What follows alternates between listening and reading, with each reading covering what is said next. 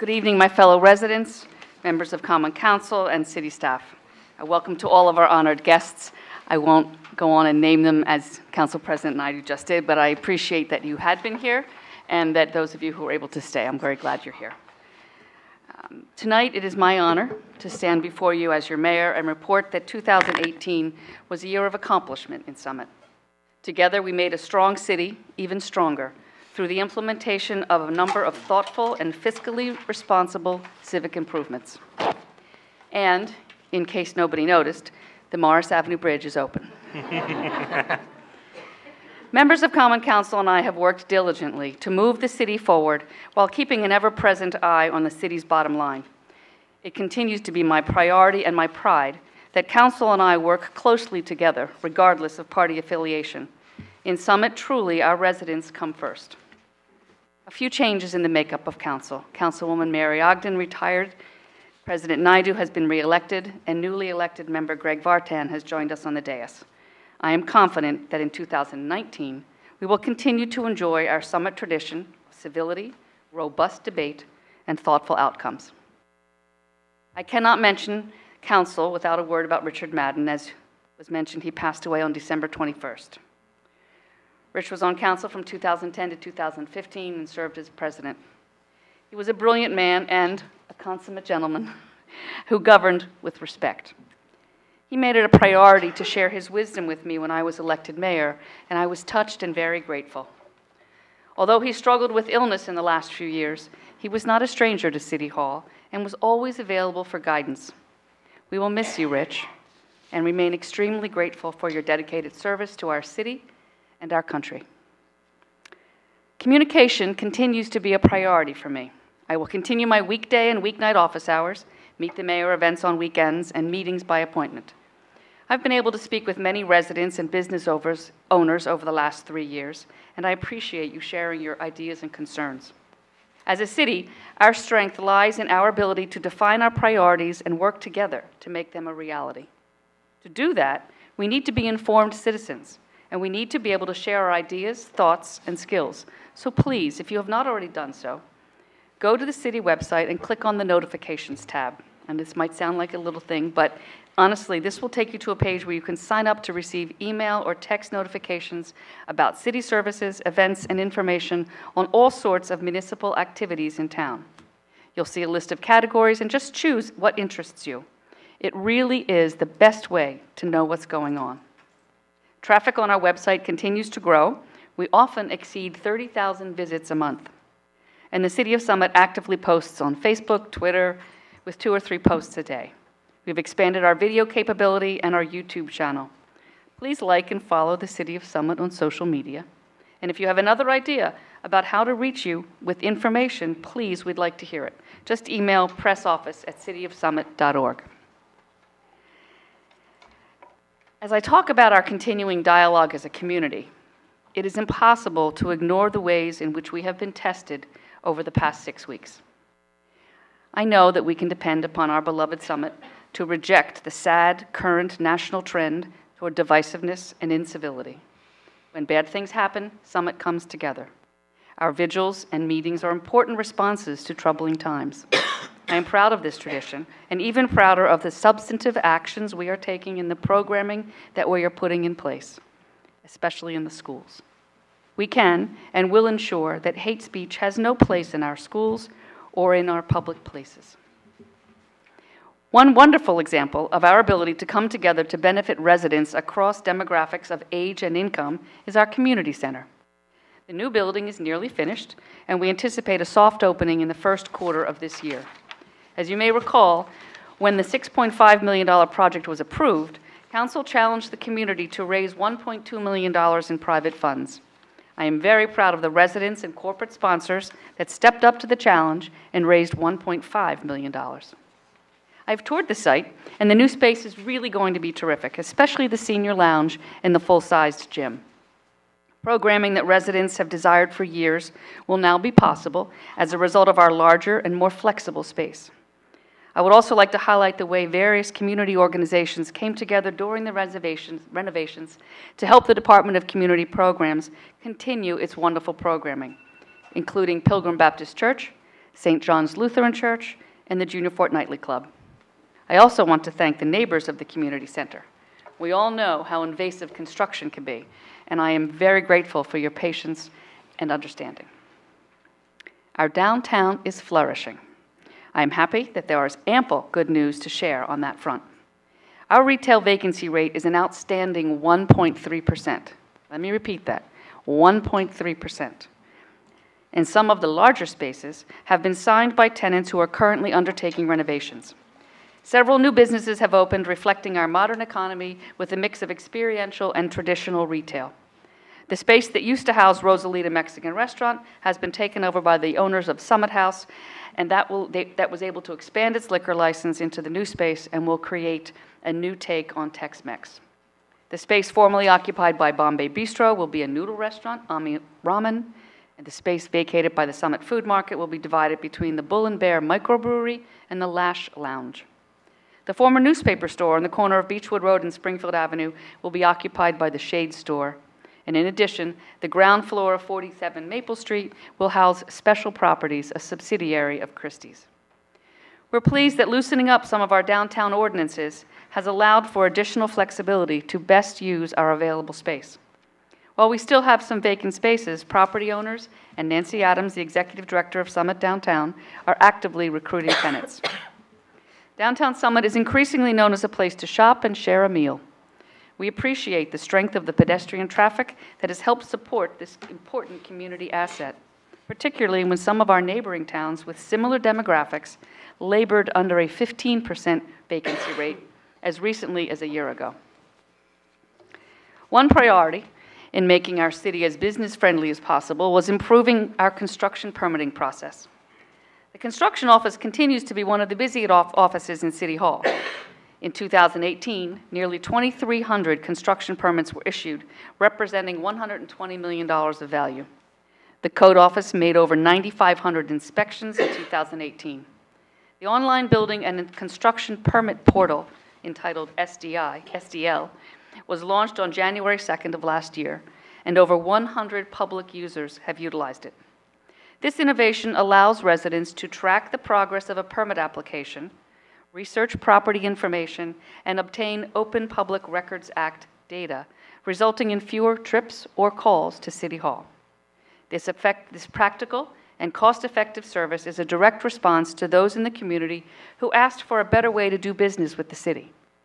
This system is a first step, and we are committed to increasing the number of users in 2019 and to making the permitting process nearly seamless going forward.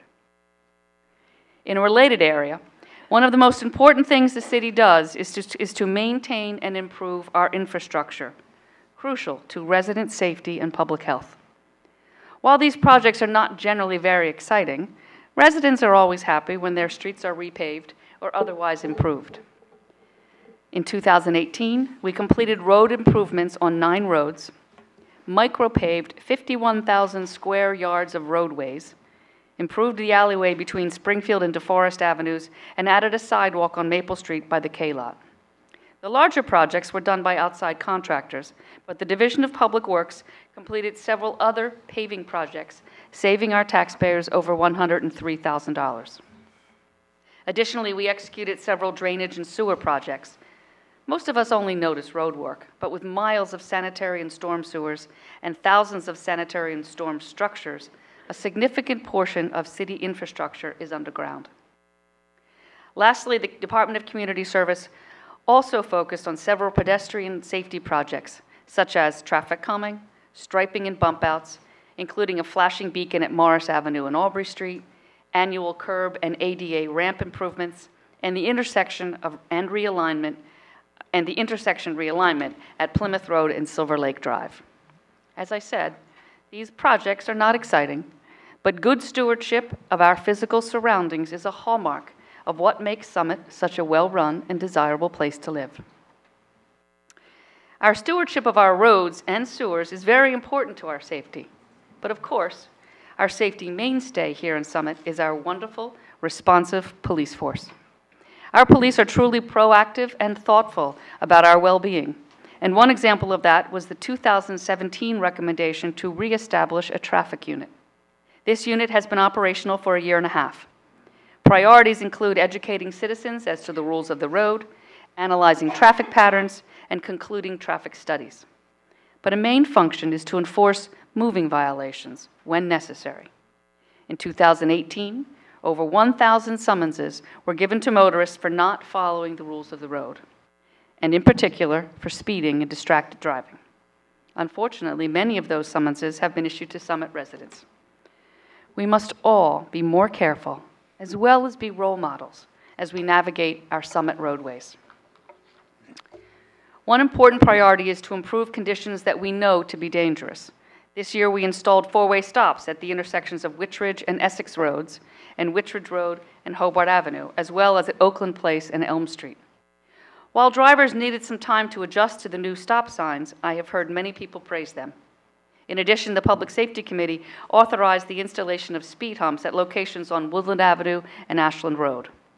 Speeding on these roads has been a common occurrence, and police department education and enforcement had not changed motorists' behavior.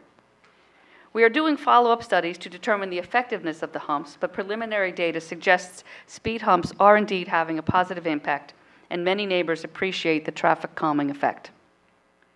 Every member of council and I receive complaints about speeding in town, some perceived and some a reality. And we are determined to take whatever steps necessary to address and decrease speeding issues that occur in our city. While the police and city's engineering department can educate, enforce, and redesign roadways and intersections for safer travel for pedestrians and motorists alike, it is incumbent upon each one of us to travel with deliberation and focus, whether by car, on a bike, or on foot. Lastly, unfortunately, we did have 15 car thefts in 2018. In all but one instance, the cars were unlocked and the keys or fobs were left in the cars. In the case in which the fob was not in the car was unlocked and the motor was running. In all seriousness, 12 of the vehicles have been recovered. Now, this behavior truly is making neighborhoods less safe because the would-be thieves know they can sometimes access vehicles quite easily in our town. I implore every vehicle owner to lock your cars and keep the keys inside your house.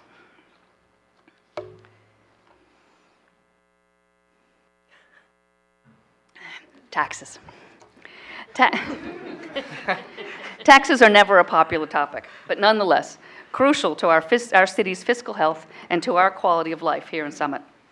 While it is important to maintain and improve our city infrastructure, we are always mindful of the demands on our taxpayers.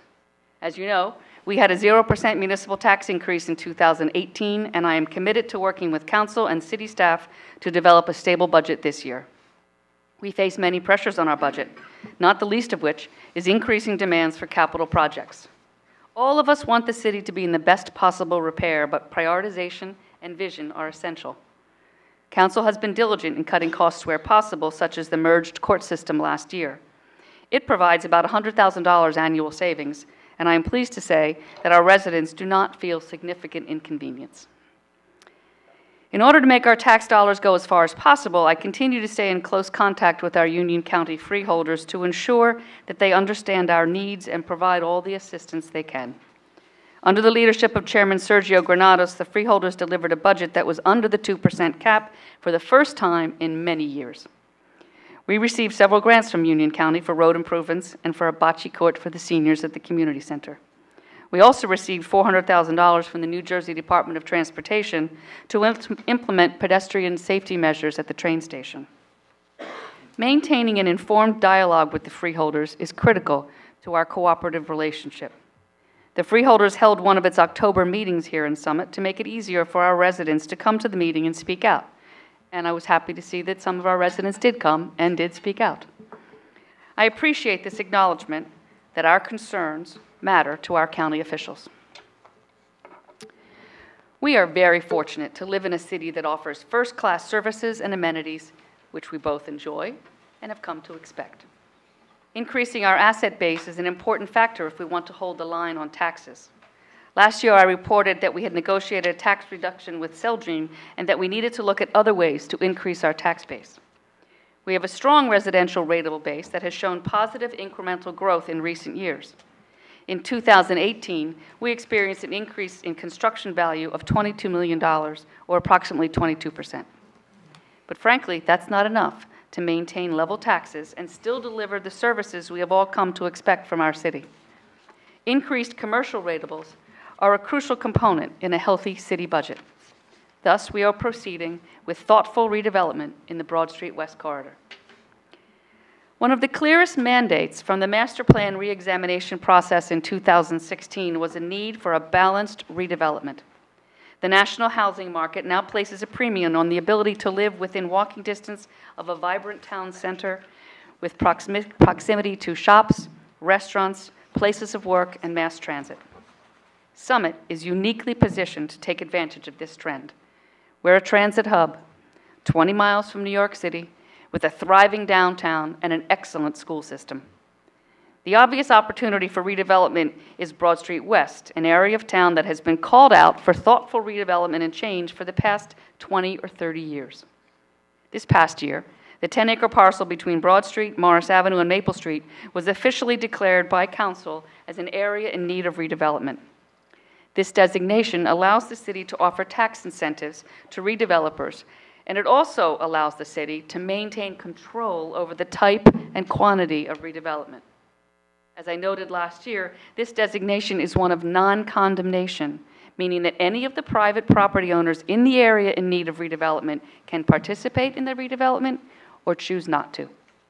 The city does not have the desire or the statutory authority to force any of these owners to participate.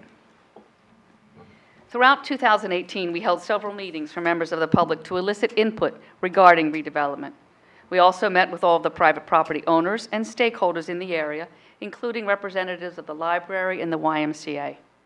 Moving forward, there will be ongoing opportunities for residents to share ideas and concerns. To be sure, there will be some degree of disruption in town as we get into the actual construction phase of the project. But in order to be good stewards for the future, we need to have the courage to make some hard decisions. I continue to think back on the vision of our city fathers who, in the midst of the Great Depression, committed precious city funds to the sinking of the railroad tracks downtown.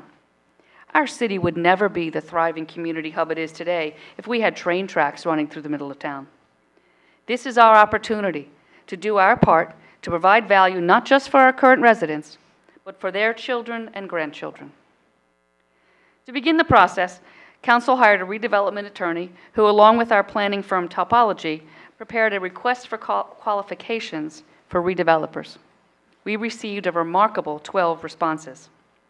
We asked the developers to then provide us with broad concept plans regarding what could be built on available parcels. Members of Common Council, city staff, our attorney, our planner, and I met with the 8 developers who submitted concepts with varying degrees of detail. This process has gone very well so far and is a testament to our efforts to be available and accessible both to the community at large and to the interested parties. This responsibly proactive approach should ensure that our outcome is to the benefit of the entire community. The next step will occur in the first half of 2019 when the Planning Board and Common Council approve a specific redevelopment plan. After that, Council must designate a conditional redeveloper or redevelopers with whom we will negotiate a redevelopment agreement, laying out in detail the redevelopment plans, costs, rights, and obligations of the parties. This process is critical to the ultimate success of the project and could, or should, we hope, be accomplished by the end of 2019. One important synergy of the Broad Street redevelopment project is that it will help us to address the significant need for a new city firehouse. One of the most important responsibilities that I feel as mayor is to keep our citizens safe. And the dangerous, fast-moving fire that we experienced on New Year's Eve morning last year at 125 Summit Avenue was a serious reminder of the debt we owe to our brave firefighters. It is a testament to their planning and training with a specific approach to potential fires at each apartment and commercial building in town that nobody was seriously hurt. Currently, we have a firehouse that's 100 years old. It was built for a generation of equipment that cannot meet today's needs. It is not even large enough to accommodate the size of modern fire engines. In addition, it is in serious need of upgrades and repairs. This is a responsibility that we cannot shirk. Fortunately, the current building could be sold as part of the Broad Street redevelopment process, allowing additional flexibility in negotiations with developers and potentially significantly defraying the necessary cost of the new firehouse. Thorough research has determined that the best location for a new firehouse is on a portion of the non-resident parking lot on Broad Street next to the Salerno-Duane office. The design phase will take much of 2019, and we hope to request bids at the end of 2019. This is indeed a very large capital project. The anticipated cost is approximately $11.5 million.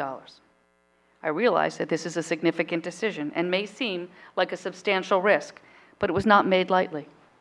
Unfortunately, a new building is an absolute necessity, and this is one of those tough decisions that Council and I are elected to shepherd our community through. I am confident that we will find the most cost-effective way possible to make this investment in our public safety. Finally, the ever-popular topic of parking. Council and I, working with the Parking Services Agency, have continued to embrace innovation to address our downtown parking shortage and improve the parking experience for residents and visitors.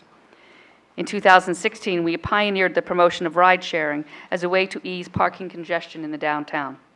Last year, after surveying users, we expanded and enhanced the program.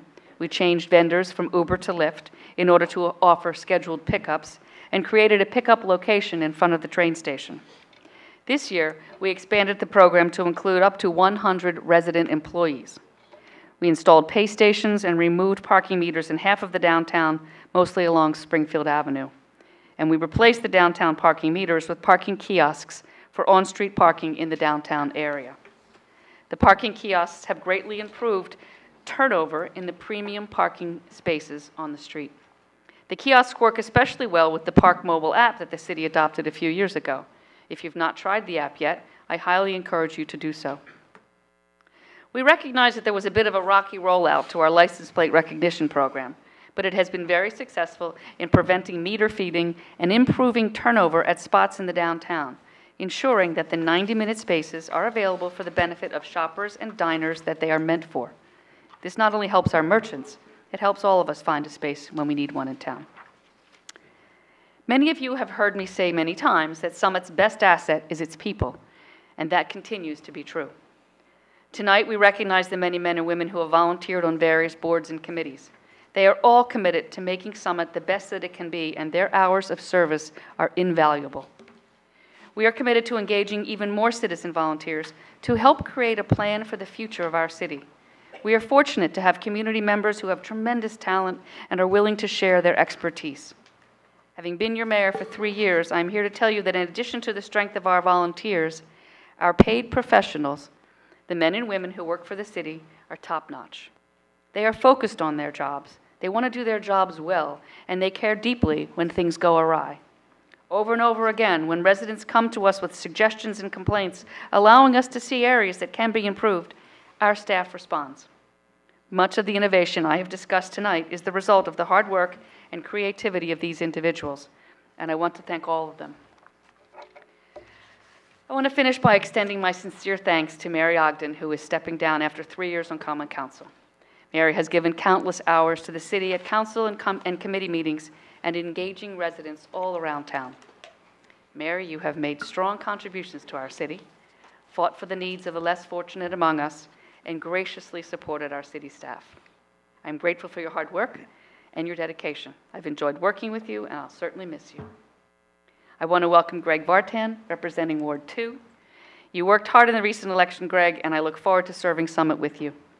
And of course, I am very happy to welcome David Naidu back to the dais and look forward to another year of his strong leadership on council. I honestly do not think anyone in this city should underestimate the uniquely cooperative relationship council members and I have with one another and with city staff. I am very proud that our goal, our collective goal, is to work together, leading Summit to become an even greater city than it already is. Again, it has been a pleasure working with the 2018 council to accomplish what we did. It's been my honor and privilege. Thank you, and Happy New Year.